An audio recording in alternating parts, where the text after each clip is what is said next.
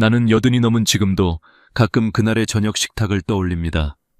반찬 냄새가 식탁 위를 감싸고 시계의 초침 소리만이 조용히 방 안을 울리던 그 순간, 나는 오래 기다렸습니다.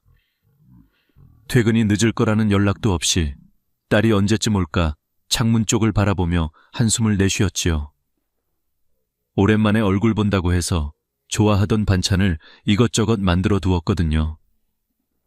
김이 모락모락 오르던 찌개가 식어가던 밤 8시 무렵 현관문이 덜컥 열리며 딸이 들어왔습니다.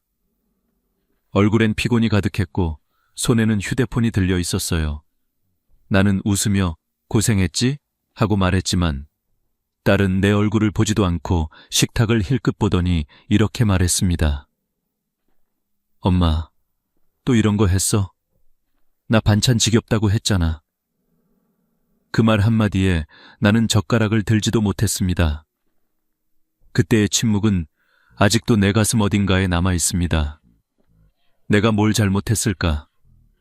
그냥 따뜻한 밥 한 끼 먹이고 싶었던 마음뿐이었는데 딸은 그 마음을 보려 하지 않았습니다. 피곤하다고 말하며 방으로 들어가 문을 쾅 닫았습니다. 그 소리가 마치 내 가슴 문까지 닫아버린 것 같았죠. 나는 식탁 앞에 앉아 식은 찌개를 바라보았습니다. 그리고 생각했습니다. 내가 너를 어떻게 키웠는데. 그 말이 목 끝까지 올라왔지만 꾹 삼켰습니다.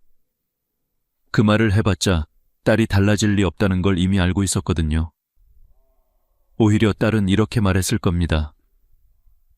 아, 또 시작이네. 엄마는 왜 맨날 감정적으로 굴어? 그렇게 말하면 나만 더 작아지고 내 마음은 더 허물어질 뿐이겠죠. 사람은 이상합니다. 가장 사랑하는 사람에게서 가장 깊은 상처를 받습니다. 남의 말에는 참고 웃을 수 있는데 자식의 말 한마디에는 마음이 무너집니다. 내가 이 아이한테 이렇게 무시당할 사람이었나 하는 생각이 밤마다 목을 조여옵니다. 하지만 여러분, 이제는 더 이상 참지 않아야 합니다. 사랑이 존중을 잃는 순간 그것은 사랑이 아니라 종속이 됩니다. 사랑이 깊을수록 경계가 필요합니다. 그렇지 않으면 그 사랑은 결국 자신을 파괴하죠. 그날 밤 나는 처음으로 내 마음을 지켜야겠다고 결심했습니다. 다음 날 딸이 방에서 나오자 나는 조용히 한마디를 꺼냈습니다. 연아야, 그 말, 너 친구한테도 그렇게 하니? 딸은 멈춰 섰습니다. 무슨 뜻인지 몰라서 나를 쳐다봤죠. 나는 고개를 들고 딸의 눈을 바라보며 천천히 말했습니다. 친구한테도 지겹다고 말해. 친구가 해준 밥에도 그런 말 해. 아니면 상처 줄까봐 참니? 그런데 왜 엄마한테는 그렇게 쉽게 말할 수 있니? 그 말이 공기 속에 길게 남았습니다. 딸은 아무 말도 하지 못했고 방으로 돌아가던 발걸음이 멈췄습니다. 한참 뒤 방문이 열리며 딸이 나왔습니다. 엄마, 내가 좀 예민했나 봐요. 미안해요.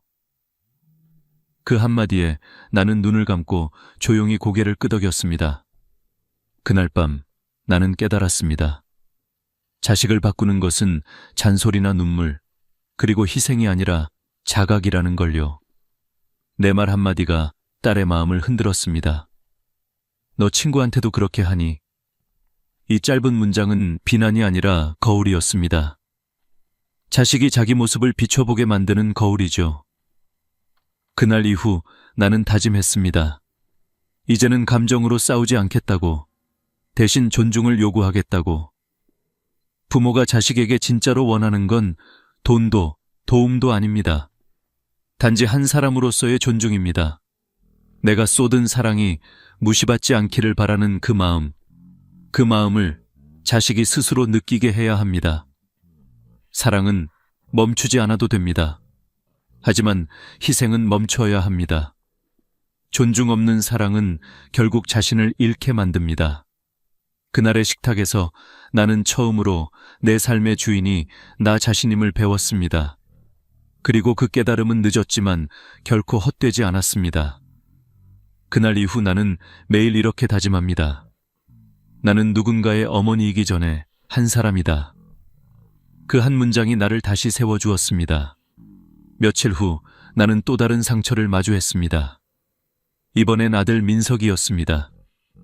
그는 언제나 듬직한 아들이었고 성실하게 살았습니다. 아버지 없이 자라며 어린 동생까지 챙겼던 아이였으니 내 자랑이었죠.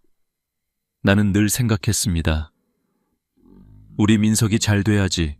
그래야 내가 버틴 날들이 헛되지 않지. 그래서 남들보다 더 열심히 일했습니다.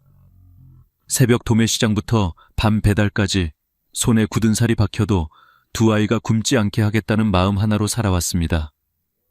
등록금이 부족하다고 하면 적금을 깨고 중고차가 필요하다고 하면 보험을 해약해서라도 마련해줬습니다. 그때 그는 나를 향해 웃으며 말했죠.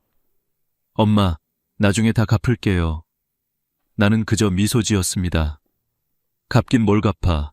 잘 살면 그걸로 갚는 거지. 그게 어머니 마음이었습니다. 세월이 흘러 민석이는 결혼을 했고 아이도 낳았습니다. 나는 그가 행복하길 바랐습니다. 그러던 어느 날 아들이 집으로 찾아왔습니다. 조심스러운 말투로 이렇게 말했습니다. 엄마, 사업 하나 해보려 하는데 자금이 조금 부족해서요. 처음에 5천만 원 정도만 도와주시면 될 것 같아요. 그 말에 나는 한동안 말이 나오지 않았습니다.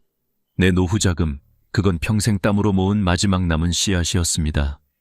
그 돈이 그냥 만들어진 게 아니라 내 허리와 손끝이 부서져서 쌓인 시간들이었지요.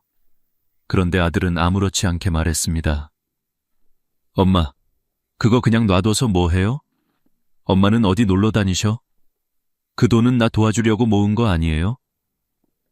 그 순간 나는 숨이 막혔습니다. 그건 부탁이 아니라 명령처럼 들렸습니다. 내가 평생 쌓아온 인생의 무게를 가볍게 내던지는 말투였죠. 나는 천천히 의자에 앉아 물잔을 바라보았습니다. 그 물속에 비친 내 얼굴은 오랜 세월 참고 살아온 흔적투성이었습니다. 이번에도 참아야 할까 속으로 수없이 되뇌었습니다. 하지만 이번만큼은 달랐습니다. 이번엔 내 안에서 조용히 그러나 단단하게 외치는 목소리가 들렸습니다. 이제는 지켜야 한다. 나 자신을. 나는 조용히 입을 열었습니다. 민석아, 엄마가 널 위해 해줄 수 있는 건 여기까지야. 아들은 멈칫했습니다. 내가 늘 뭐든 들어주던 엄마였으니까요. 결혼은 네가 선택한 길이고 그 무게는 네가 져야 해. 엄마 인생은 누군가를 위해 끝까지 희생하라고 있는 게 아니야. 내 목소리는 떨리지 않았습니다. 조용하지만 확실했습니다. 아들은 잠시 나를 바라보다가 말했습니다. 엄마, 나한테 이럴 줄 몰랐어요. 나는 고개를 끄덕이며 대답했습니다.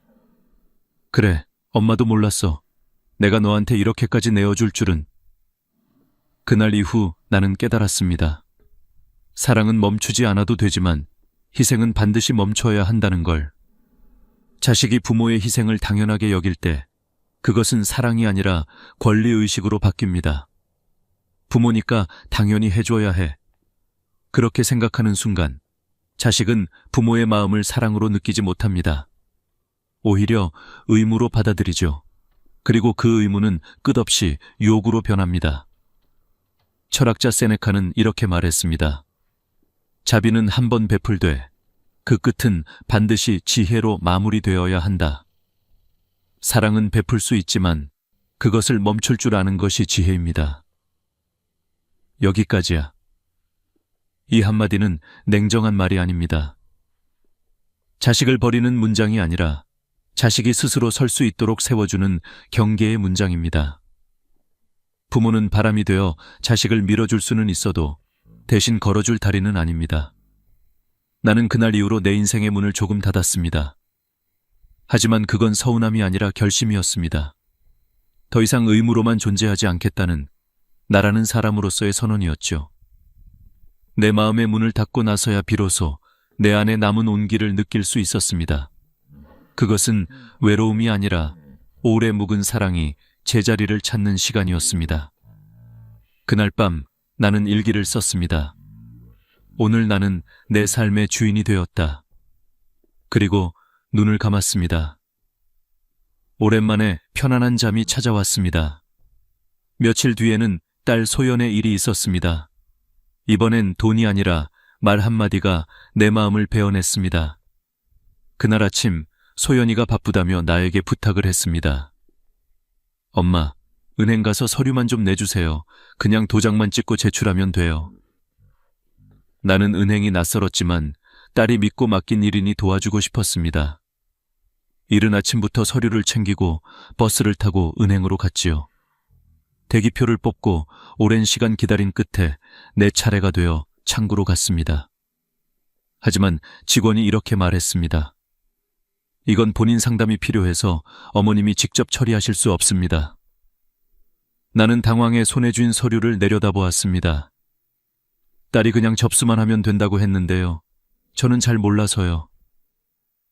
직원은 친절하게 설명했지만 말은 어렵고 절차는 복잡했습니다. 결국 나는 일을 마치지 못한 채 서류를 다시 챙겨 돌아왔습니다. 집에 도착하자마자 소연이에게 전화가 왔습니다. 엄마, 서류 냈어요. 나는 조심스레 대답했지요. 그게 상담이 필요하다 해서 그냥 돌아왔어. 그러자 딸의 목소리가 급격히 날카로워졌습니다. 엄마, 진짜 그것도 못해요? 그냥 내 말대로 서류만 내면 된다니까. 왜 그렇게 어렵게 만들어? 그 말에 나는 멍해졌습니다. 서류 하나 못 낸 게 아니라 나라는 사람이 무너지는 느낌이었습니다. 그리고 딸이 던진 다음 말은 내 가슴을 찢어버렸습니다. 엄마는 요즘 세상도 모르고 아무것도 못하면서 왜 자꾸 나서요? 순간 방 안의 공기가 멎었습니다. 딸의 말이 칼처럼 내 마음을 베었습니다. 그것은 단순한 질책이 아니었습니다. 마치 나라는 존재가 이제는 세상에 쓸모없는 사람이라는 선언처럼 들렸습니다. 그 말 속엔 세월이 쌓은 내 모든 노력이 지워지고 단지 늙고 무능한 사람으로만 규정된 나의 초상이 담겨 있었습니다.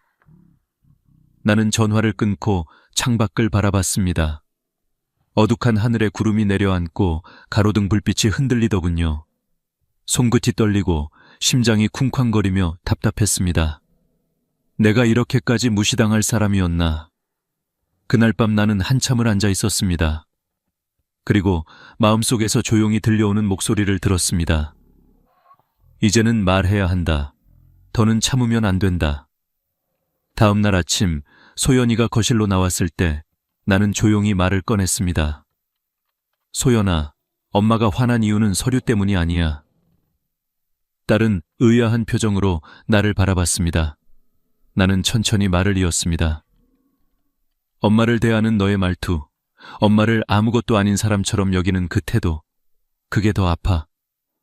순간 딸의 눈빛이 흔들렸습니다. 하지만 나는 시선을 피하지 않았습니다. 엄마는 널 위해 뭐든 해주고 싶어. 하지만 그 전에 엄마가 사람 대접은 받아야 하지 않겠니? 네가 엄마를 필요로 하면서 왜 엄마의 존재는 무시하니? 그 말은 내 억울함을 풀기 위한 것이 아니라 한 인간으로서 존엄을 지키겠다는 선언이었습니다. 철학자 칸트는 말했습니다. 인간은 결코 수단이 되어서는 안 되며 언제나 목적 그 자체로 존중받아야 한다. 부모도 예외가 아닙니다. 사랑을 주는 존재이기 전에 존중받아야 할 인간 그 자체입니다. 그날 밤 소연이는 내 방 앞에 와서 말했습니다. 엄마, 미안해요. 엄마 말이 맞아요. 제가 너무 함부로 말했네요. 나는 고개를 끄덕이며 눈을 감았습니다. 그 말이 진심이라는 걸 느낄 수 있었으니까요. 그날 이후 나는 깨달았습니다. 존중은 우연히 받는 것이 아니라 스스로 지켜낼 때 생겨나는 것이라는 걸요. 부모가 스스로의 존엄을 지킬 때 자식은 비로소 사랑의 무게를 배웁니다. 우리가 아무 말 없이 참고만 살면 자식은 배울 기회를 잃습니다. 내가 존중을 지킬 때 그것이 바로 자식에게 가르침이 되는 것입니다. 그날 이후 나는 딸을 원망하지 않았습니다. 오히려 감사했습니다. 그 덕분에 나는 늦게나마 배웠으니까요. 나는 누군가의 엄마이기 전에 하나의 인간으로서 존중받아야 할 존재라는 것을요. 그 깨달음은 내 삶의 무게를 가볍게 만들었습니다. 존중은 멀리 있는 게 아니었습니다. 내 안에서 내가 나를 지킬 때 생겨나는 것이었습니다. 며칠이 지나고 또 다른 일이 생겼습니다. 이번엔 컴퓨터 때문이었습니다. 소연이가 전화를 걸어 말했습니다. 엄마, 컴퓨터 켜져 있어요. 내가 말하는 대로만 하면 돼요. 클릭 몇 번만 하세요. 그날 회사에서 프린트가 되지 않아 대신 서류를 인쇄해달라는 부탁이었지요. 나는 천천히 컴퓨터 전원을 켜고 화면을 바라보았습니다. 익숙하지 않은 로그인 창, 알 수 없는 영어 메시지들, 그리고 멈칫거리는 마우스. 손끝이 떨렸습니다. 이게 그 첨부 파일인가? 중얼거리며 한참을 찾았지만 아무리 눌러도 서류는 열리지 않았습니다. 결국 나는 다시 전화를 걸었습니다. 소연아, 이거 파일이 안 열리는데? 그때 딸의 말투가 툭 튀어나왔습니다. 아, 진짜 엄마는 이런 것도 못해요? 이래서 내가 뭐 좀 부탁하면 스트레스라니까. 그냥 스마트폰 하나도 제대로 못 다루면서. 그 순간 내 귀에 꽂힌 말은 단순한 짜증이 아니었습니다. 그건 선언처럼 들렸습니다. 엄마는 이제 아무것도 할 줄 모르는 사람이다. 마우스를 쥔 손이 천천히 내려앉았습니다. 내 인생이 갑자기 낡은 가구처럼 느껴졌습니다. 기술을 모른다는 이유로 뒤처진 사람으로 취급받는 현실이 그렇게 차가울 줄은 몰랐습니다. 나는 조용히 말을 꺼냈습니다. 소연아, 엄마는 못하는 게 아니라 모르는 거야. 모른다고 해서 무능한 건 아니야. 모르는 건 배우면 되는 거고 그걸로 사람 자체를 무시하면 안 돼. 딸은 그제야 숨을 고르며 말이 없었습니다. 하지만 나는 마지막으로 한마디를 덧붙였습니다. 네가 나보다 조금 더 많이 안다고 해서 엄마가 너보다 못한 사람이 되는 건 아니야. 그 순간 전화기 너머의 정적이 길게 이어졌습니다. 그리고 딸의 목소리가 낮게 떨렸습니다. 엄마, 미안해요. 제가 너무 예민했어요. 다시 알려드릴게요. 그 말이 끝나자 나는 조용히 눈을 감았습니다. 딸의 마음이 다치지 않길 바랐습니다. 그날 이후 소연이는 나에게 설명할 때 짜증을 내지 않았습니다. 천천히 부드럽게 말했죠. 엄마, 이번엔 이렇게 해보세요.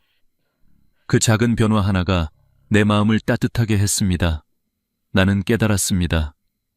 세상은 기술로 바뀌었지만 존중은 여전히 마음으로 전해진다는 것을. 요즘 사람들은 스마트폰을 잘 다루면 능력 있는 사람, 그렇지 않으면 뒤떨어진 사람이라 말합니다. 하지만 심리학에서는 이런 태도를 연령 편향이라 부릅니다. 나이가 많다는 이유로 능력이 없다고 단정하는 편견이지요. 그건 단순히 무례한 것이 아니라 관계를 병들게 하는 폭력입니다. 공자는 말했습니다. 늙은 이를 공경하되 그 뜻까지 헤아려야 한다. 겉으로 예의를 지키는 게 아니라 그 마음을 진심으로 이해해야 한다는 뜻이지요. 부모는 단지 무엇을 할 수 있느냐로 평가받는 존재가 아닙니다. 그들이 살아온 세월, 그 시간 속에 담긴 마음이 바로 존중의 이유입니다. 그날 이후 나는 작은 일에도 마음의 균형을 잃지 않으려 했습니다. 그리고 내 안에서 한 문장이 자라났습니다. 모른다고 해서 무능한 게 아니다. 이 말은 단순히 나를 위로하는 문장이 아니었습니다. 나를 다시 세워주는 문장이었습니다. 나는 이제 두렵지 않았습니다. 세상이 너무 빨리 변해도 괜찮았습니다. 왜냐하면 변하지 않는 가치가 있다는 걸 알았으니까요.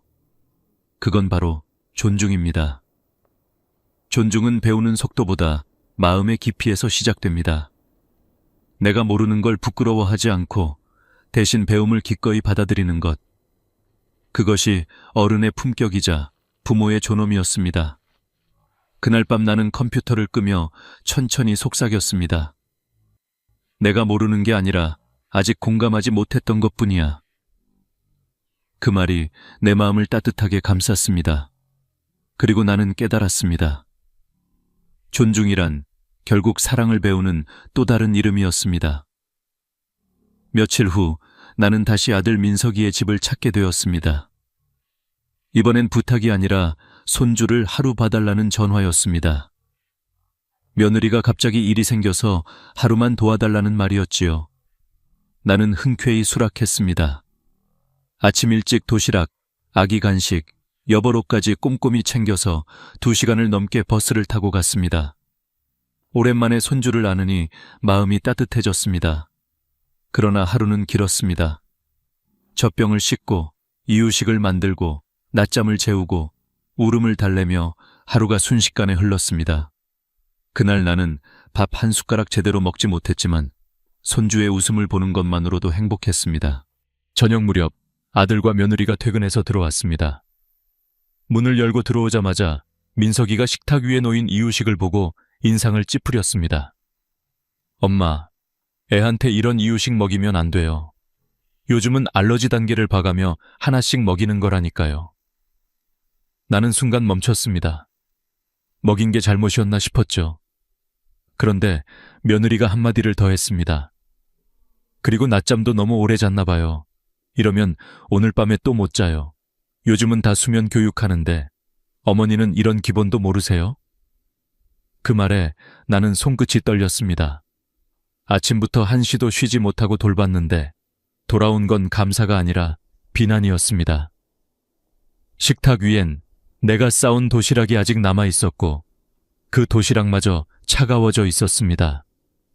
나는 천천히 그 도시락을 바라보다가 말없이 가방을 들었습니다. 그제야 민석이가 눈치를 채고 물었습니다. 엄마, 어디 가세요? 나는 잠시 숨을 고르고 조용히 말했습니다. 그래, 엄마가 모자랐나 보다. 그럼 이제 너희가 직접 해보렴. 그 말에 아들은 당황했고 며느리는 아무 말도 하지 못했습니다. 나는 이어서 말했습니다.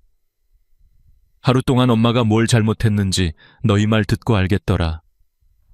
그러니까 이제는 그 잘 알고 있다는 방식대로 너희가 직접 해보면 되겠네. 엄마는 도와줄 수는 있어도 비난받으면서까지 할 순 없어. 나는 너희 집 일꾼이 아니란다. 그 말을 남기고 나는 조용히 현관문을 나섰습니다. 바람이 얼굴을 스쳤습니다. 그 바람 속엔 쓸쓸함보다도 이상하게 홀가분한 기분이 섞여 있었습니다. 그날 밤 민석이는 깊은 생각에 잠겼다고 합니다. 어머니가 하루 종일 해온 일들을 돌이켜보니 그건 단순한 도움이 아니라 헌신이었습니다. 여러분, 부모가 자식에게 가장 서러운 순간은 도와줬는데 돌아온 게 고마움이 아니라 질책일 때입니다. 심리학에서는 이를 인지적 박탈감이라고 부릅니다. 자신의 노력이 평가받지 못하고 오히려 부족함으로 치부될 때 사람은 존재 자체가 부정당하는 듯한 고통을 느낍니다. 특히 가족에게서 이런 말을 들으면 상처는 훨씬 깊습니다. 가족이란 나를 가장 이해해줄 존재라고 믿기 때문이지요. 철학자 루소는 말했습니다. 존중이 없는 사랑은 결국 지배로 변한다. 부모의 사랑을 당연하게 여기고 그 방식이 마음에 들지 않는다고 무시하는 순간 그건 사랑이 아니라 관계의 균형이 무너진 것입니다. 이럴 때 꼭 해야 할 말이 있습니다. 그럼 이제 너희가 직접 해보렴. 이 말은 단순한 거절이 아닙니다. 그건 자식에게 부모의 노고를 스스로 깨닫게 만드는 말입니다. 감정이 실리지 않은 단호한 한 문장이 자식의 행동을 멈추고 부모의 존재를 다시 생각하게 만듭니다. 며칠 뒤 며느리가 전화를 걸었습니다. 어머니, 죄송해요. 그날 너무 피곤해서 말이 심했어요.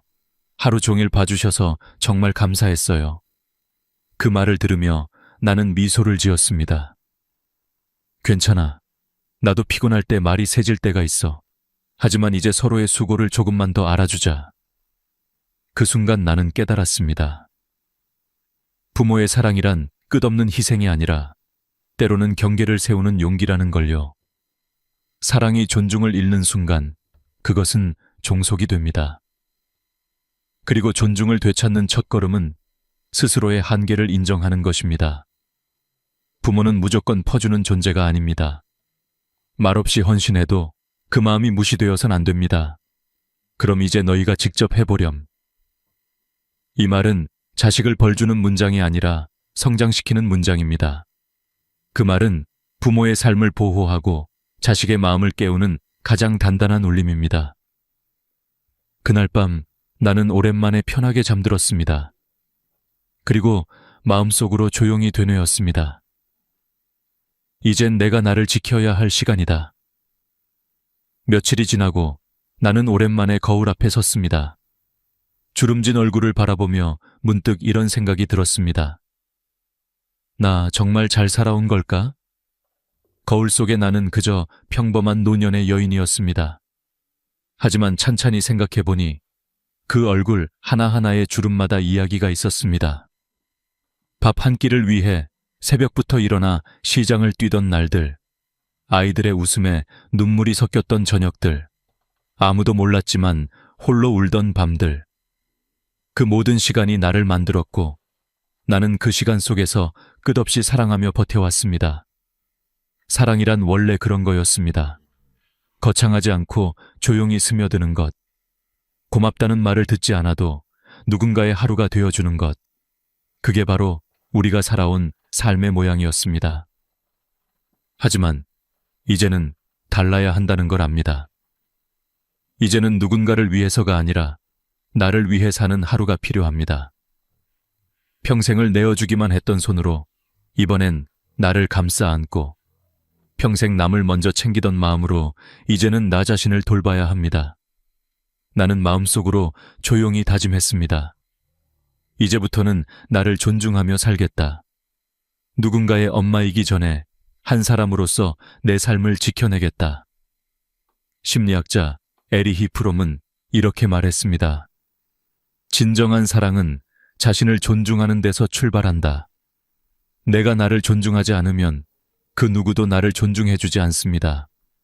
사랑이 진짜 힘을 가지려면 먼저 자기 자신을 인정하고 보듬어야 합니다. 나는 이제 더 이상 참지 않기로 했습니다. 억울한 말을 듣고도 침묵으로 삼키던 내게 이젠 말해줍니다. 괜찮아. 네가 틀린 게 아니야. 다만 너무 오래 참았을 뿐이야. 그 한마디가 마음의 짐을 조금씩 내려놓게 했습니다. 이제는 누군가를 설득하기 위해 애쓰지 않아도 됩니다. 내가 옳았음을 증명하지 않아도 괜찮습니다. 그저 조용히 나답게 내 삶을 걸어가면 됩니다. 우리가 살아온 세월 속에는 수많은 아픔이 있었습니다. 무시당한 말, 돌아오지 않은 고마움, 참아야만 했던 눈물. 하지만 그 모든 순간이 우리를 단단하게 만들었습니다. 그 상처 위에 피어난 연민과 이해가 이제는 지혜가 되어 있습니다. 이제는 누구에게 잘 보이기 위해 살지 않아도 됩니다. 늙었다는 이유로 작아질 필요도 없습니다. 세상은 변하지만 존엄은 스스로의 마음속에 있습니다. 나는 매일 아침 창문을 열며 스스로에게 이렇게 말합니다. 오늘 하루는 나를 위한 하루로 살자. 누군가를 원망하지 말고 어제의 상처에 머물지 말자. 지금 이 순간 숨을 쉬고 있다는 것만으로도 감사하자. 거울 앞에 나는 이제 더 이상 초라하지 않았습니다. 그 얼굴은 고생의 기록이 아니라 사랑의 증거였습니다. 그 눈가의 주름에는 참아온 시간들이 있었고 그 입가의 미소에는 포기하지 않은 용기가 있었습니다. 여러분, 우리가 살아온 인생은 결코 헛되지 않았습니다. 사랑하며 견디고 때로는 울고 다시 일어서며 배운 그 모든 날들이 인생의 진짜 의미입니다. 이제는 이렇게 말할 때가 됐습니다. 이제 괜찮아. 나는 충분히 잘 살아왔어. 그리고 마지막으로 이렇게 덧붙이고 싶습니다. 이제부터는 내가 나를 사랑할 차례야. 오늘 영상을 보시는 여러분, 혹시 마음속 어딘가에 오래된 상처가 있다면 부디 그 상처를 부드럽게 감싸주세요. 당신은 누군가의 어머니이자 한 사람의 인생이니까요. 오늘 이야기가 마음에 닿았다면 좋아요와 구독으로 함께 해주세요. 그리고 댓글로 여러분의 이야기를 들려주세요. 당신의 한 문장이 누군가의 내일을 바꿀지도 모릅니다. 오늘도 마음 따뜻한 하루 되세요. 이상으로 마음 풀고 가세요였습니다. 나이가 들면 누구나 한 번쯤 이렇게 말합니다. 이젠 몸이 예전 같지 않아. 하지만 정작 그 말이 얼마나 무서운 진실인지 깨닫는 사람은 많지 않습니다. 75세가 넘은 어느 날 아침, 일어나려고 몸을 일으키는데 허리가 굳어 움직이지 않거나 계단을 내려가다 발목이 꺾여 주저앉는 순간이 오면 그제야 생각하지요. 아, 이제 정말 늙었구나. 그러나 그 늙음은 어느 날 갑자기 찾아오는 게 아닙니다. 우리가 조금씩 방심한 사이에 운동을 미루고 검진을 미루고 조금 아파도 괜찮겠지 하며 흘려보낸 세월 속에서 천천히 쌓여온 결과입니다. 몸의 자립은 행복한 노후의 출발점입니다. 돈이 아무리 많아도, 자식이 아무리 효자여도 스스로 화장실에 갈 수 없고 밥 한 끼를 차릴 힘이 없다면 그건 자유가 아닙니다.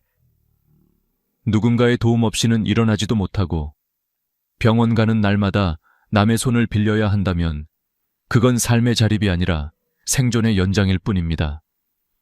진짜 건강은 숫자로 보이는 혈압이나 체중이 아니라 내가 나를 돌볼 수 있는 힘, 바로 그 자립의 근육입니다. 많은 어르신들이 이렇게 말씀하십니다. 이 나이에 운동이 무슨 소용이야. 하지만 과학은 다르게 말합니다. 하버드 의대의 연구에 따르면 70세 이후에도 매일 30분 걷기를 꾸준히 하면 심장 질환 위험이 40% 이상 낮아지고 뇌로 가는 혈류가 활발해져 치매 예방에도 큰 도움이 된다고 합니다. 걸음은 약입니다. 약값이 들지 않고 부작용이 없습니다. 매일 걷는 사람은 근육이 기억을 지키고 근육이 있는 사람은 삶을 붙잡을 힘을 잃지 않습니다. 그리고 잊지 말아야 할 또 하나, 잠입니다. 많은 분들이 나이 들면 원래 잠이 없지 라고 말씀하시지만 사실 그렇지 않습니다. 수면은 뇌를 청소하는 시간입니다. 밤마다 우리 뇌 속에서는 베타아밀로이드라는 노폐물을 청소하는데 잠을 깊게 자지 못하면 이 물질이 쌓여 치매 위험이 2배 이상 높아집니다. 밤에 뒤척이며 새벽까지 TV를 켜두는 습관은 몸뿐 아니라 마음까지 피로하게 만듭니다. 규칙적으로 같은 시간에 자고 같은 시간에 일어나세요. 낮잠은 30분을 넘기지 않는 게 좋습니다. 오래 자면 오히려 밤에 잠이 오지 않아 악순환이 됩니다. 몸을 지키기 위한 또 하나의 지혜는 넘어지지 않는 것입니다. 요양원에 계신 어르신 10분 중 4분은 단 한 번의 낙상사고로 누워 지내게 되었다고 합니다. 젊을 땐 가벼운 실수로 끝날 일이지만 노년엔 뼈가 약하고 회복력이 떨어지기에 한 번 넘어지면 다시 일어나지 못하는 경우가 많습니다. 그래서 저는 항상 말씀드립니다. 운동은 근육을 만드는 일이 아니라 넘어지지 않기 위한 보험입니다. 집안에서도 의자를 붙잡고 일어났다 앉기 10번, 벽을 짚고 팔굽혀펴기 5번, 하루에 단 5분만 해도 좋습니다. 근육은 나이를 배신하지 않습니다. 몸을 돌보는 일은 의사의 몫이 아니라 자신의 몫입니다. 아프면 병원에 가야 하지만 건강을 지키는 건 의사가 아니라 나 자신입니다. 매일 아침 혈압을 재고 약을 제때 먹고 몸의 신호를 듣는 습관을 들이세요. 내 몸의 주인은 나입니다. 스스로 몸을 관리하는 사람은 늙지 않습니다. 어느 82세 어르신은 이렇게 말했습니다. 나는 매일 걷는다. 다리가 무거울 때도, 비가 올 때도. 왜냐면 내가 걸을 수 있다는 게 감사하기 때문이다. 그분은 50대 때 교통사고로 다리를 다쳐 1년간 휠체어를 탔지만 재활을 포기하지 않았습니다. 지금은 매일 새벽 6시마다 공원을 걷습니다. 그에게 건강은 남보다 더 오래 사는 게 아니라 내 2다리로 나 자신을 지탱할 수 있는 삶이었습니다. 우리의 몸은 소모품이 아닙니다. 평생을 함께한 집이자 영원히 머무는 마지막 공간입니다. 그 집을 돌보지 않으면 아무리 좋은 집에 살아도 편안할 수 없습니다. 그래서 지금이라도 늦지 않았습니다. 오늘 저녁에는 TV를 끄고 거실을 천천히 걸어보세요. 무릎의 소리를 들어보세요. 그게 바로 내 몸의 목소리입니다. 몸은 말없이 신호를 보냅니다. 그 신호를 무시하면 언젠가 몸이 먼저 멈춰버립니다. 하지만 지금 돌보면 몸은 반드시 보답합니다. 여러분, 진짜 자유는 돈에서 오는 것이 아닙니다. 내 두 다리로 일어나고 내 손으로 밥을 짓고 내 입으로 감사하다고 말할 수 있는 힘. 그것이 노년의 자존심이자 행복의 시작입니다. 지금 이 순간 작은 움직임 하나가 여러분의 내일을 바꿉니다. 오늘도 한 걸음, 스스로를 위한 발걸음을 내딛어 보세요. 나이가 들면 누구나 외로움을 두려워합니다. 배우자를 먼저 보내거나 자식들이 멀리 떨어져 살거나 친구들이 하나둘 세상을 떠나면 마음속에 커다란 빈자리가 생기지요. 사람들은 말합니다. 나도 이젠 혼자 남았구나. 그런데 놀랍게도 어떤 분들은 혼자 있어도 외롭지 않습니다. 그분들의 표정에는 평화가 있고 하루하루를 즐기는 여유가 있습니다. 반면 어떤 분들은 가족이 곁에 있어도 늘 허전하고 쓸쓸함을 이기지 못합니다. 같은 혼자인데 왜 이렇게 다를까요? 그 차이는 바로 혼자 있는 힘을 가진 사람과 그렇지 못한 사람의 차이입니다. 젊을 때는 혼자 있을 시간이 거의 없었습니다. 일과 집안일, 자식 교육에 쫓기며 자신을 돌볼 틈이 없었지요. 그러나 이제는 상황이 달라졌습니다. 주변이 조용해지고 하루의 대부분을 자신과 마주하게 됩니다. 어떤 분들은 이런 시간을 고독이라 부르며 두려워하지만 어떤 분들은 쉼이라 부릅니다. 차이는 시선입니다. 외로움을 적으로 보면 나를 괴롭히지만 친구로 받아들이면 마음을 치유합니다. 심리학자 이문희 교수는 고독은 타인이 없어서 생기는 게 아니라 자기 자신과 친하지 못해서 생긴다고 말했습니다. 정말 맞는 말입니다. 혼자 있는 시간은 쓸쓸한 시간이 아니라 나 자신을 회복하는 시간입니다. 젊을 땐 남의 눈치를 보며 살았지만 이제는 나의 눈빛을 마주할 때입니다. 조용히 앉아 차 한 잔 마시며 창밖을 바라보세요. 바람소리, 나무집 흔들리는 소리, 햇살이 비추는 창가의 따스함. 이 모든 게 나를 위한 위로가 됩니다. 저는 어느 76세 어르신의 이야기를 기억합니다. 아내를 먼저 떠나보내고 한동안 말수가 줄어들고 집안의 시계 소리만 들릴 정도로 적막했다고 합니다. 그런데 어느 날 손녀가 준 편지 한 장이 그분의 마음을 바꿨습니다. 할아버지, 혼자 계셔도 괜찮아요. 저는 할아버지를 매일 기억하고 있어요. 그날 이후 그는 매일 아침 거실 창문을 열고 인사하듯 말했습니다. 오늘도 괜찮다. 오늘도 살아있다. 그렇게 자신과 대화하는 습관이 생겼고 1년이 지난 지금 그는 이제 외로움은 친구가 되었다고 말합니다. 혼자 있는 힘은 연습으로 길러집니다. 첫째, 정서적 독립훈련을 하세요. 자식이 찾아오지 않아도 괜찮고 친구가 전화를 안 해도 괜찮습니다. 대신 자신에게 물어보세요. 오늘은 내가 나를 어떻게 돌봐줄까? 그 질문 하나가 하루를 바꿉니다. 둘째, 자기 표현을 두려워하지 마세요. 나답게 사는 법을 배우는 겁니다. 나이를 먹을수록 타인의 시선은 중요하지 않습니다. 내가 하고 싶은 말, 입고 싶은 옷, 그리고 하고 싶은 취미를 즐기세요. 요즘 어르신 패션을 보면 80세에도 색감 있는 옷을 입고 당당히 거리를 걷는 분들이 많습니다. 그분들의 공통점은 남이 뭐라 해도 내 삶은 내 거야 라는 자신감이 있지요. SNS나 휴대폰을 통해 일상을 나누는 것도 좋습니다. 이 나이에 무슨 SNS냐고 하실 수 있지만 실제로 70세 이상 이용자 중 절반 이상이 스마트폰을 사용합니다. 손주 사진을 공유하고 산책길에서 찍은 꽃 사진을 올리며 세상과 연결되는 즐거움을 느낍니다. 글을 잘 써야 하는 것도 아닙니다. 그저 오늘 느낀 것을 한 줄이라도 남기면 됩니다. 오늘 하늘이 참 예뻤다. 그 한 줄이 하루를 특별하게 만듭니다. 그리고 마지막으로 배우는 습관을 잃지 마세요. 혼자 있는 힘은 배움에서 비롯됩니다. 배우는 사람은 외롭지 않습니다. 요리, 그림, 악기, 스마트폰, 뭘 괜찮습니다. 배우는 동안 뇌는 젊음을 유지하고 마음은 활력을 되찾습니다. 서울대 연구에 따르면 새로운 것을 배우는 노인은 그렇지 않은 노인보다 우울증 발병률이 35% 낮다고 합니다. 그만큼 배움은 마음의 비타민입니다. 외로움은 피해야 할 감정이 아닙니다. 그것은 우리를 성장시키는 조용한 선생님입니다. 혼자 있는 시간이 길어질수록 나 자신과 깊이 대화할 수 있습니다. 삶이란 결국 외로움을 받아들이는 연습이 아닐까요? 아무리 사랑하는 사람과 함께 살아도 마지막 순간엔 결국 자신과 마주해야 합니다. 그렇기에 혼자 있는 힘을 가진 사람은 두려움 대신 평온을 얻습니다.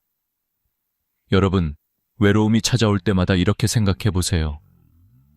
나는 지금 나 자신을 만나고 있다. 그 순간 외로움은 적이 아니라 동반자가 됩니다. 혼자 있어도 외롭지 않은 사람, 그것이 바로 진정으로 자유로운 사람입니다. 그 자유를 배우는 데는 나이가 필요하지 않습니다. 지금 이 순간부터 시작하면 됩니다. 나이가 들면 몸보다 먼저 불편해지는 것이 생활 환경입니다. 예전에는 계단을 단숨에 오르내렸지만 어느 날부터는 손잡이를 잡지 않으면 불안하고 밤에 화장실에 가다 넘어질까 걱정이 앞서기 시작합니다. 그래서 많은 분들이 결국 요양원을 선택하게 되지요. 그러나 사실 몸이 완전히 불편해서라기보다 혼자 사는 집이 너무 위험하고 불편하기 때문입니다. 이 부분을 조금만 바꾸면 누구나 오랫동안 자신의 집에서 독립적으로 지낼 수 있습니다. 행복한 노후의 세 번째 조건은 바로 생활 자립 환경을 만드는 것입니다. 집은 단순히 머무는 공간이 아니라 삶을 지탱하는 시스템입니다. 젊을 때는 집이 크고 멋있어야 좋다고 생각하지만 나이 들어서는 작아도 안전하고 따뜻한 집이 최고입니다. 몸이 예전 같지 않으니 구조부터 바꿔야 하지요. 화장실에는 손잡이를 설치하세요. 손잡이 하나가 넘어짐 하나를 막습니다. 바닥은 미끄럽지 않은 재질로 바꾸고 문턱은 제거하는 것이 좋습니다. 밤에 일어날 때를 대비해 복되는 센서 등을 달아두세요. 작은 불빛 하나가 큰 사고를 막습니다. 실제로 낙상으로 병원에 실려가는 어르신의 70%가 집안에서 다쳤다고 합니다. 예방이야말로 최고의 약이지요. 집안 구조를 단순하게 바꾸는 것도 중요합니다. 자주 쓰는 물건은 허리 높이에 두세요. 너무 높거나 낮은 곳에 물건을 두면 꺼내다 허리를 다칠 수 있습니다. 냄비, 그릇, 약통, 올손 닿는 곳에 두는 게 좋습니다. 침실, 부엌, 화장실은 서로 가까운 위치로 재배치하면 생활 동선이 짧아져 훨씬 안전해집니다. 2층 침실이라면 1층으로 옮기세요. 계단은 젊을 땐 운동이지만 노년엔 위험입니다. 이 정도는 괜찮겠지 하는 방심이 사고의 시작입니다. 그리고 이제는 기술이 여러분의 친구가 될 때입니다. 나는 기계 같은 건 몰라. 이렇게 생각하지 마세요. 요즘은 음성으로 작동하는 스마트홈 기기들이 많습니다. 불 켜줘. 문 잠가줘. 응급전화 걸어줘. 말만 해도 됩니다. 실제로 이런 시스템 덕분에 응급 상황에서 큰 사고를 피한 사례가 많습니다. 처음에는 낯설지만 일주일만 연습하면 금방 익숙해집니다. 식사 배달 앱도 배우세요. 몸이 불편해도 간단히 주문해 따뜻한 식사를 해결할 수 있습니다. 자식에게 부탁하지 않고도 혼자 잘 살아간다. 이것이 바로 노년의 자존심입니다. 또한 집의 분위기, 즉 정서적 환경을 바꾸는 것도 중요합니다. 하루 종일 머무는 공간이 어둡고 답답하면 마음이 함께 무거워집니다. 아침에 일어나면 커튼을 활짝 열어 햇빛을 들이세요. 햇빛은 천연 한구울제입니다. 작은 화분이라도 키워보세요. 매일 물을 주며 자라는 생명을 바라보는 일은 사람의 마음을 따뜻하게 만듭니다. 벽에 가족 사진이나 여행 사진을 걸어두면 그 기억들이 하루를 밝혀줍니다. 밝은 조명, 정돈된 공간, 그리고 따뜻한 색감이 있는 집은 그 자체로 좋은 약입니다. 여러분, 노년의 외로움은 공간의 문제이기도 합니다.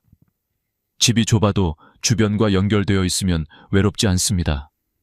걸어서 병원, 약국, 마트, 경로당에 갈 수 있는 위치가 가장 좋습니다. 혹시 지금 사는 곳이 너무 외지고 교통이 불편하다면 작은 집이라도 생활권이 가까운 곳으로 옮기는 걸 고려하세요. 나이 들어서의 행복은 면적이 아니라 접근성입니다.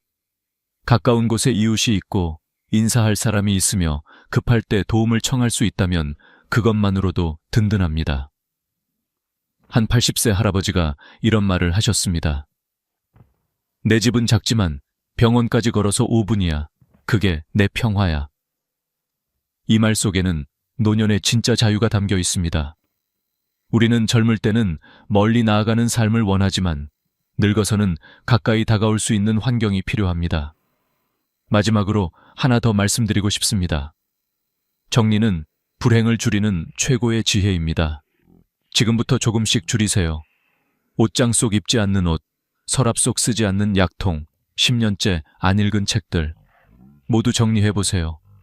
물건이 줄면 생각도 가벼워지고 집이 깔끔하면 마음이 평온해집니다. 한 어르신은 이렇게 말했습니다. 이젠 내 집이 아니라 집이 나를 돌보는 것 같아요. 그 말이 참 인상 깊었습니다. 그렇습니다. 집은 단순한 벽이 아니라 인생의 마지막 친구입니다. 그 친구가 안전하고 따뜻해야 남은 생도 편안합니다. 요양원을 피하고 싶다면 지금 사는 공간부터 다시 바라보세요.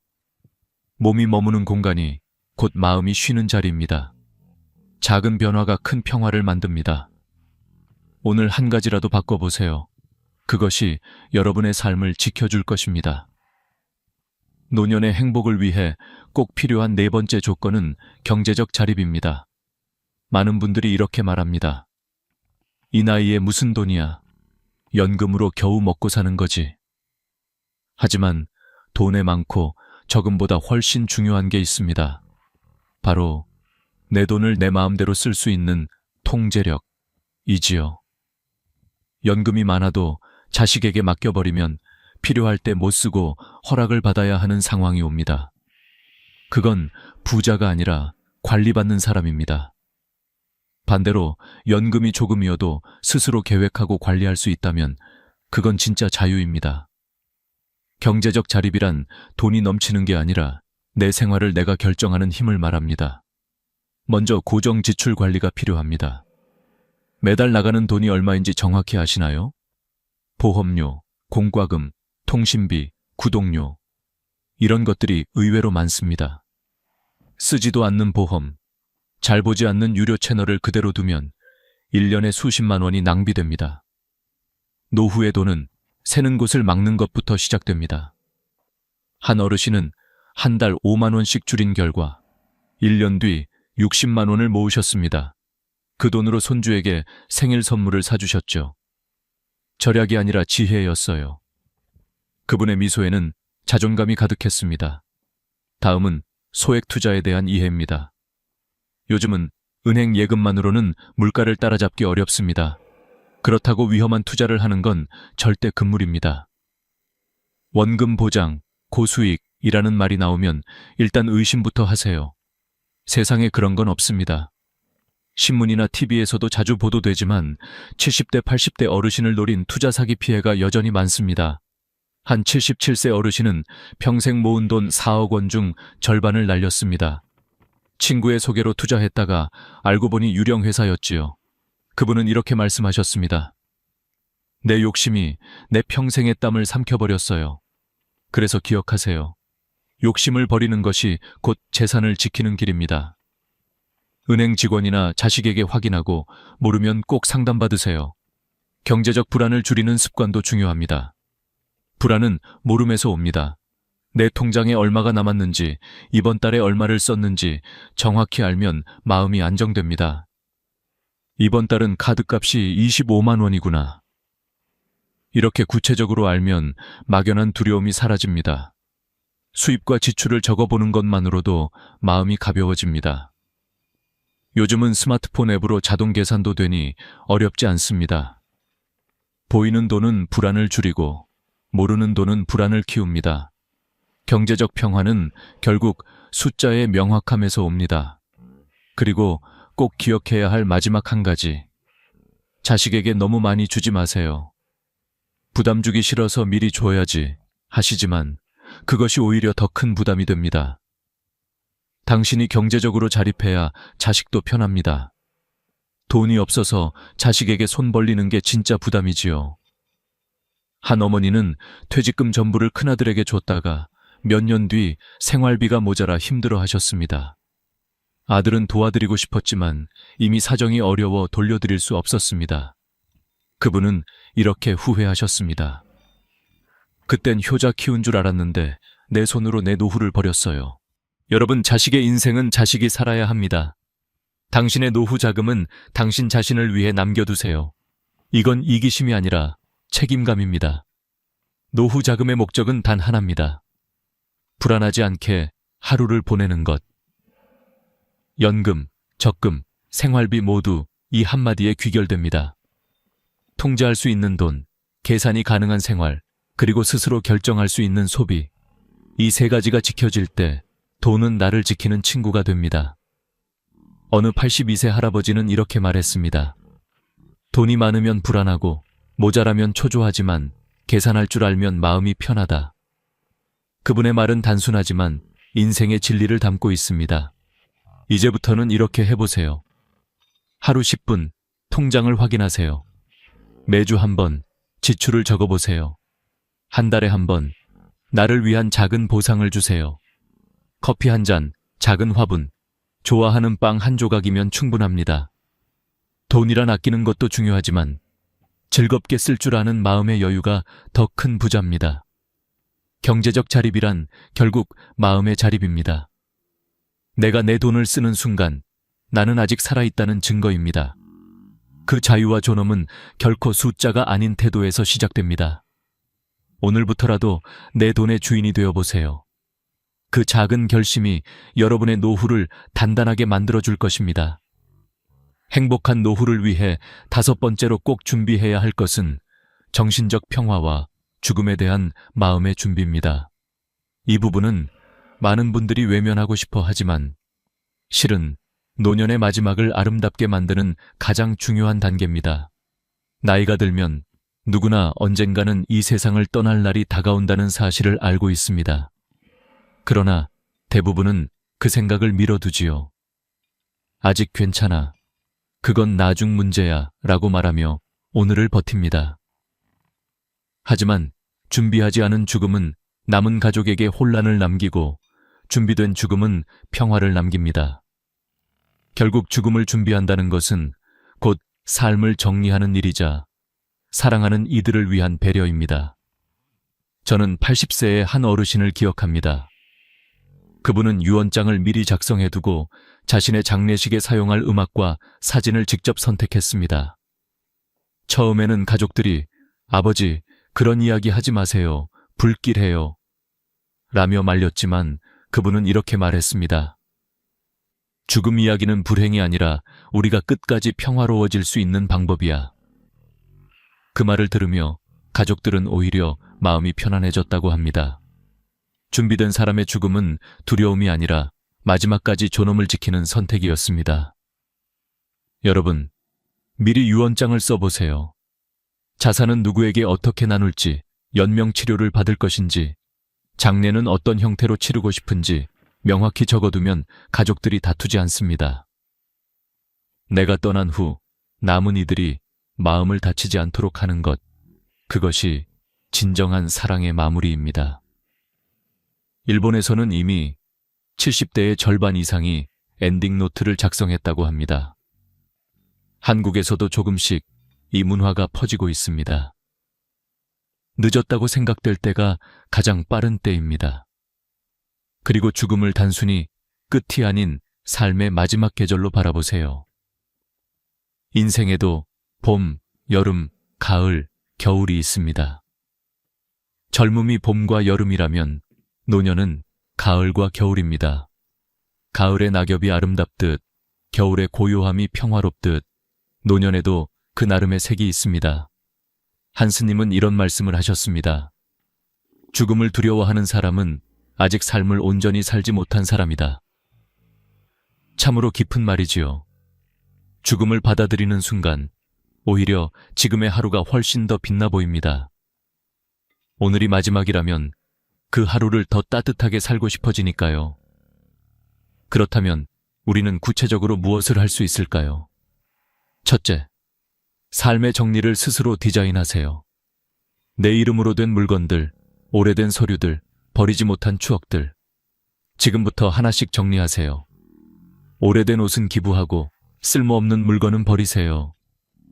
물건이 줄면 마음이 가벼워지고 집이 깨끗해지면 생각도 맑아집니다. 어느 할머니는 이렇게 말씀하셨습니다. 내가 떠난 뒤 자식이 내 물건을 버리며 울게 하고 싶지 않아.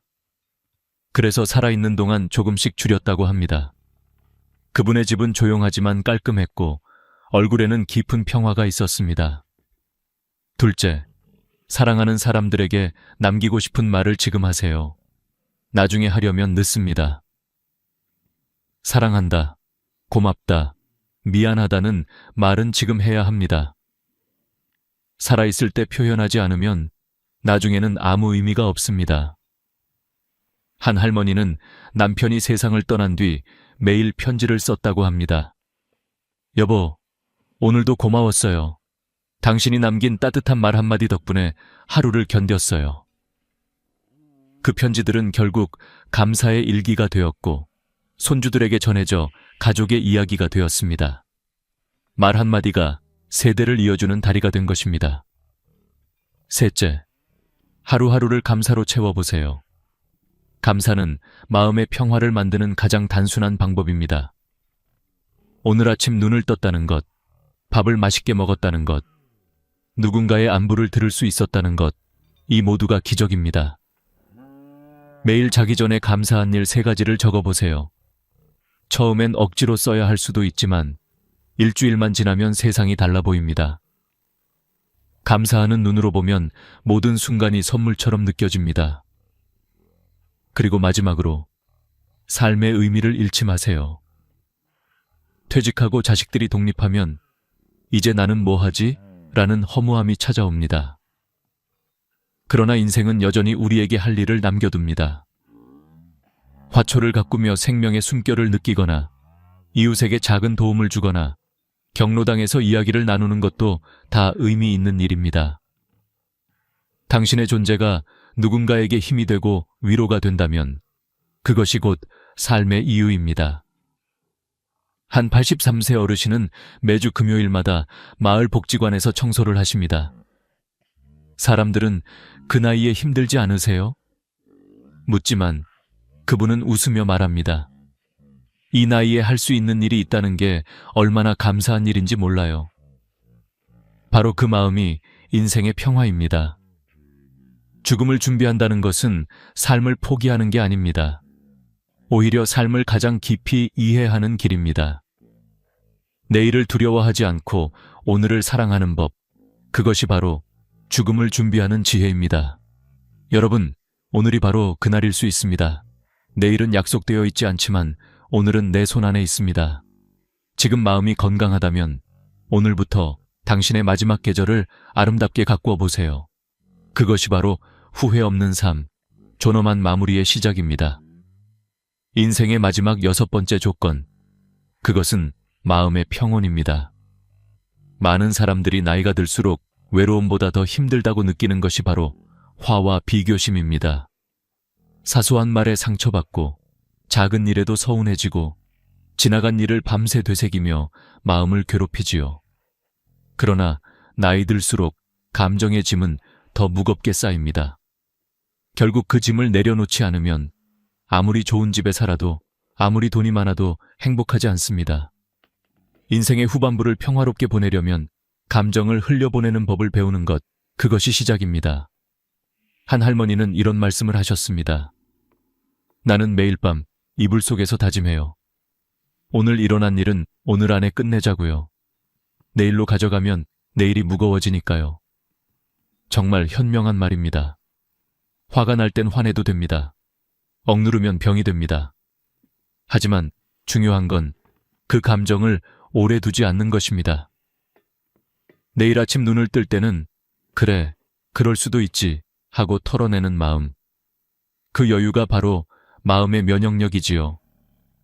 감정은 쌓으면 독이 되지만 흘리면 약이 됩니다. 그리고 또 하나, 비교하지 않는 삶을 사세요. 젊을 때는 남과 비교하며 경쟁하는 것이 동력이었지만 노년의 비교는 독입니다. 저 사람은 아직 정정한데 나는 왜 이렇게 약할까? 저 집은 자식이 자주 찾아오는데 우리 집은 왜 안 올까? 이렇게 비교하면 끝이 없습니다. 나이 들어 진짜 지혜로운 사람은 남의 인생을 부러워하지 않습니다. 오히려 저 사람도 나름의 아픔이 있겠지 하고 이해합니다. 마음이 편해지고 시야가 넓어집니다. 인생은 순서가 다를 뿐 누구에게나 힘든 시기가 있습니다. 늦게 웃는 인생이 진짜 복된 인생이지요. 또한 감사의 마음을 습관처럼 품는 것이 중요합니다. 매일 자기 전에 감사일기 3줄만 써보세요. 오늘은 날씨가 좋았다. 손주와 영상통화를 했다. 통증이 덜했다. 별것 아닌 일처럼 보여도 이런 일들이 쌓이면 마음이 단단해집니다. 감사는 불평을 잠재우고 감사는 두려움을 몰아냅니다. 어느 79세 할머니는 치매 초기 진단을 받았을 때 매일 일기장을 펴고 이렇게 적었다고 합니다. 오늘도 나는 내 이름을 기억한다. 오늘도 나는 내 손으로 밥을 먹는다. 그 일기장이 쌓이자 어느새 그분은 눈물 대신 미소를 짓게 되었습니다. 감사는 병보다 강한 약이었습니다. 노년의 마음의 평온을 위해 또 한 가지 필요한 것은 나의 이유를 잃지 않는 것입니다. 은퇴하고 자식이 독립하고 배우자를 떠나보낸 뒤 찾아오는 공허함은 누구나 느낍니다. 이제 나는 뭐지? 라는 질문이 머리를 떠나지 않습니다. 그러나 그 질문 속에서 다시 길을 찾아야 합니다. 손주에게 이야기를 들려주는 것, 마을 사람에게 김치를 나누는 것, 텃밭에 상추를 키우는 것, 이 모든 게 이유가 될 수 있습니다. 내가 존재함으로 누군가에게 도움이 된다는 감각, 그것이 바로 노년의 삶을 지탱하는 에너지입니다. 어느 날 복지관 봉사를 하시는 84세 할아버지가 제게 이런 말을 하셨습니다. 이 나이에 봉사라고 하면 다들 놀라요. 하지만 사람에게 도움이 될 수 있다는 게 얼마나 기쁜 일인지 몰라요. 몸이 무거워도 마음이 가볍습니다. 그분의 주름진 얼굴은 햇살처럼 따뜻했습니다. 누군가에게 필요한 존재라는 자각, 그것이 바로 살아있는 기쁨이지요. 그리고 여러분, 자연과 함께 시간을 보내세요. 걱정이 많을 때, 생각이 복잡할 때 그냥 공원으로 나가보세요. 벤치에 앉아 바람을 느끼고 나무 사이를 거닐고 새소리를 들어보세요. 자연은 말없이 우리 마음을 다독여줍니다. 바람은 괜찮아 라고 속삭이고 햇살은 오늘도 잘했어 라고 위로합니다. 명상을 어렵게 생각하지 마세요. 그냥 숨을 천천히 들이쉬고 내쉬는 것, 그것이 명상입니다. 숨이 고요해지면 마음도 고요해집니다. 노년의 행복은 대단한 목표에서 오는 것이 아닙니다. 거창한 성공도 완벽한 건강도 아닙니다. 하루 30분 걷기, 따뜻한 밥 한 그릇, 창문 너머로 들어오는 햇살, 그리고 감사하는 마음. 이 단순한 것들이 쌓여 인생의 마지막을 평화롭게 만듭니다. 결국 인생이란 버티는 것이 아니라 흘려보내는 것입니다. 억지로 붙잡지 말고 미워하지 말고 용서하고 보내세요. 그게 바로 지혜입니다. 언젠가 이 세상을 떠날 때 그래, 충분히 살았다 라고 미소 지을 수 있다면 그것으로 성공한 인생입니다. 여러분, 늙는다는 건 약해지는 게 아닙니다.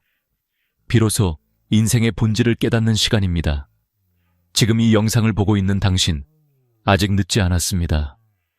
오늘부터 마음을 가볍게, 하루를 감사하게, 인생을 따뜻하게 살아가세요. 행복은 멀리 있지 않습니다. 바로 당신의 하루 속에 있습니다. 오늘의 이야기가 마음에 닿았다면 좋아요와 구독으로 함께 해주세요. 그리고 댓글로 여러분의 생각을 나눠주세요. 여러분의 한 문장이 누군가의 내일을 바꿀지도 모릅니다.